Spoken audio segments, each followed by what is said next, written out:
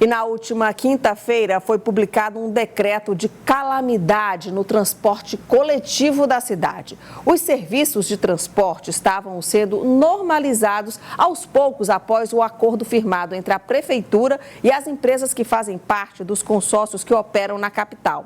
A greve dos motoristas e cobradores, deflagrada também na última quinta-feira, dia 28 de outubro, fez o serviço parar parcialmente e, mais uma vez, o usuário do transporte se sentiu prejudicado. Na semana passada, nós conversamos com o prefeito Dr. Pessoa, com o superintendente da Excitrans, Cláudio Pessoa, e com o procurador-geral do município, que falaram o que a prefeitura deve fazer a partir desse movimento, diante desse decreto também que foi publicado. Hoje nós vamos conversar aqui no estúdio com a assessora jurídica do CETUT, a advogada Nayara Moraes, para explicar como é que as empresas vão se posicionar diante desse decreto da prefeitura e também diante da greve dos trabalhadores. Bom dia, doutora Nayara, seja bem-vinda aqui ao Notícia da Manhã. Bom dia, satisfação estar aqui com você. A gente sempre se vê pela tela, Agora a gente está aqui ao vivo aqui no estúdio. Muito obrigada por ter vindo aqui, atendido o nosso pedido. Primeiro que a gente queria entender qual é a posição do CETUT diante desse movimento, tanto o movimento grevista como o decreto de calamidade pública. Vamos começar com o decreto, doutora Nayara? Qual é a posição do CETUT diante disso? Bom, é de conhecimento de toda a população que os empresários passaram a receber, através de um acordo firmado, os valores devidos de 2020. Esse valor nunca vai resolver o problema do sistema de transporte coletivo, porque nós temos débitos pendentes de todo o ano de 2021, que ainda não foram discutidos. É por conta disso que os empresários entendem que há uma fabricação dessa calamidade, porque o sistema poderia estar solucionado, O problema poderia estar se encaminhando para uma solução se a gente tivesse o pagamento regular de todos os valores devidos aos empresários. O que acontece? O empresário está num contexto de pandemia ainda, onde está retornando às atividades econômicas e as pessoas estão voltando a usar o sistema de transporte coletivo. O valor arrecadado em catraca, ele não é suficiente para custear tudo. Então, para manter o sistema, a quantidade de pessoas gratuitas que circulam, o município precisa pagar. E esses pagamentos, eles deveriam ser mensais. Se estivessem sendo regulares, feitos mensalmente, se desde o início do ano, em janeiro, o município já tivesse feito um acordo para pagar os valores devidos da gestão anterior, a gente não estava nessa bola de neve. Então, pagando esse primeiro mês do acordo de 2020, não é possível regularizar a situação de uma hora Agora, para doutora, esse valor ele foi dividido. Uma parte em outubro, mais de 4 milhões, não é isso? 4 milhões e meio. Outra parte agora, deve ser paga agora em novembro e uma outra parte em dezembro. Isso, e mais parcelas de 1 milhão, um pouquinho mais de 1 milhão no próximo ano, até integralizar 21 milhões. Esse é o débito passado? Isso é o débito da gestão passada. De 2020. Exatamente. Agora, esse valor que foi recebido, essa parcela, isso não foi repassado para os funcionários, para o pagamento desses salários? Foi repassado, Na verdade, a gente tem empresas com situações econômicas diferentes dentro do sistema. Tem empresa que está totalmente regular com a folha de pagamento kit e tem empresa que tem mais dificuldade, que vai precisar da entrada total paga pelo município para conseguir adimplir a regularidade das folhas. Então, vai precisar de 3 meses. Algumas já repassaram, claro, o empresário ele não quer que o trabalhador pare, O empresário ele quer que o ônibus esteja circulando para ele poder arrecadar e, a partir daí, fazer girar os compromissos da sua empresa. Então, veja, além disso, houve o pagamento de uma parcela que é dentro desse valor de 21 milhões que estava pendente do município para os empresários, de uma parcela de R$721 mil. Ela foi toda paga aos trabalhadores, já com essa primeira parcela. Tá, agora os trabalhadores do sistema, eles alegam que não foi assinado o acordo coletivo e também de salários atrasados. Qual a posição do consórcio e do CETUT diante dessa demanda?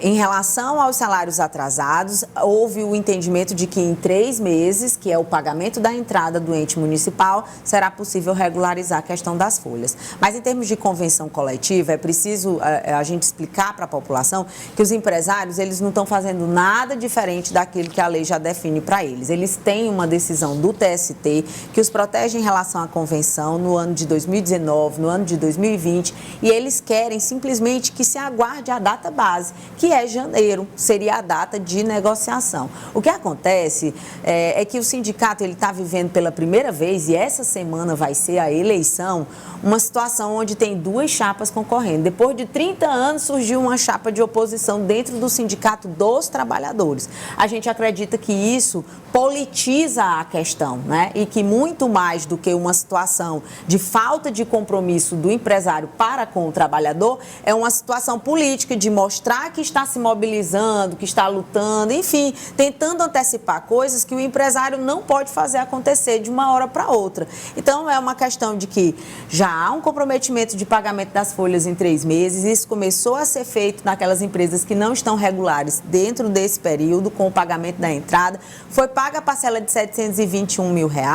Então, seria aguardar a data base, que coincidiria exatamente com esse período do pagamento da entrada, que foi parcelado em 3 vezes. E em relação juridicamente a essa questão desse decreto de calamidade pública, quais foram as ações que vocês tomaram diante desse decreto? Vocês questionaram na justiça esse decreto ou não? Esse decreto, ele vai ser questionado, com certeza, porque a tese que nós temos, ela é definida em Tribunal de Contas da União, enfim, os órgãos de controle, todos têm entendimentos, acórdãos nesse sentido, que a emergência, ela não pode ser criada, fabricada pelo próprio gestor. Então, como a gente tem um contrato administrativo válido, né, como existem parcelas pendentes por parte do município, não foi pago nada, nem de novembro, nem de dezembro de 2020, e nem nenhum dos meses em relação a 2021, o que a gente entende é que há uma ilegalidade em relação à fixação, fora os aspectos formais que também não foram cumpridos, o decreto simplesmente foi publicado, e quando a gente fala de uma situação de calamidade, é preciso a gente pensar que ela abre espaço para que o gestor público faça contratações emergenciais, né? Então, essas contratações emergenciais é exatamente aquilo que não se quer, não só em relação aos empresários, mas para a gestão pública do município de Teresina, porque se não tem dinheiro, né, para pagar empresas locais, porque teria dinheiro para pagar empresas que viriam a ser contratadas pelo município. Bom, e em relação, além dessa questão, desse questionamento jurídico, existe uma conversação entre o CETUT, o consórcio que a senhora representa, a entidade de classe, né, dos motoristas e cobradores e a prefeitura? Como é que está esse nível de negociação? A cada vez que nós temos uma escalada, né, em relação a essas que eu chamo de ameaças, vai contratar empresas, vai entrar de greve, e isso se efetiva, é claro que há um estreitamento e uma dificuldade, né, na fixação desses diálogos. Mas há um entendimento de que efetivamente, como é um contrato que foi firmado por 15 anos, como é preciso conviver com essas questões, as partes, de um modo geral, elas precisam estar abertas ao diálogo e os empresários estão, sim, disponíveis para conversar, mas dentro das medidas de suas possibilidades, porque também não é possível que todos os empresários consigam, de uma hora para outra, vindo de uma situação de sufocamento, pagar todos os débitos quando receberam apenas uma parcela de um valor que era devido já em 2020. Então, você veja que eles sustentaram o sistema de transporte coletivo durante todo esse tempo em débito, se endividaram e eles precisam receber esses valores, não só de 2020, como de 2021. Se a situação estiver boa para o empresário, ela vai estar boa para o trabalhador também.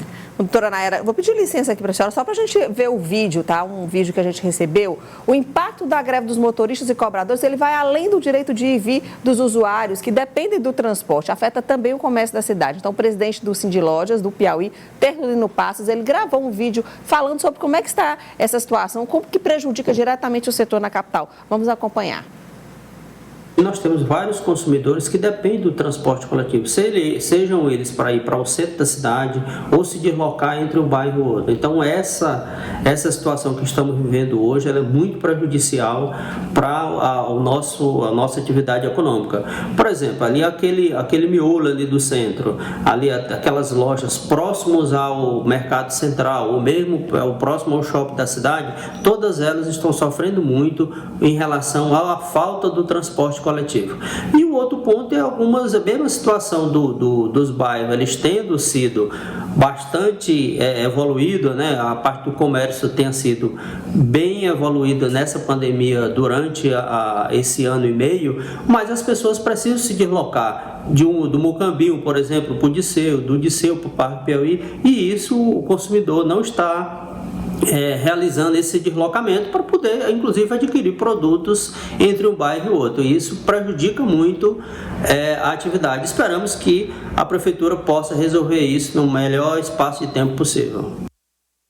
Bom, doutora Nayara, existe uma liminar que foi dada pela Justiça garantindo aí o percentual de 70%, se eu não me engano, no horário de pico. Essa liminar está sendo cumprida? Como é que está esse impacto desse percentual? Bom, essa liminar foi agora, né, na última sexta-feira, e é uma demonstração de que há uma preocupação do empresário, porque foi um pedido do CETUT, para que consiga haver a manutenção da quantidade de veículos circulando. É 70% em horário de pico e 30% nos demais horários. E ela deve ser cumprida agora tão logo, né, isso seja encaminhado para o sindicato. Tá bom, então a gente conversou aqui com a doutora Nayara Moraes, ela é assessora jurídica do CETUT. Abrimos espaço então aqui também para o CETUT para poder falar o lado das empresas também. Muito obrigada, viu, doutora Nayara? Bom dia. Sempre à disposição. Bom dia.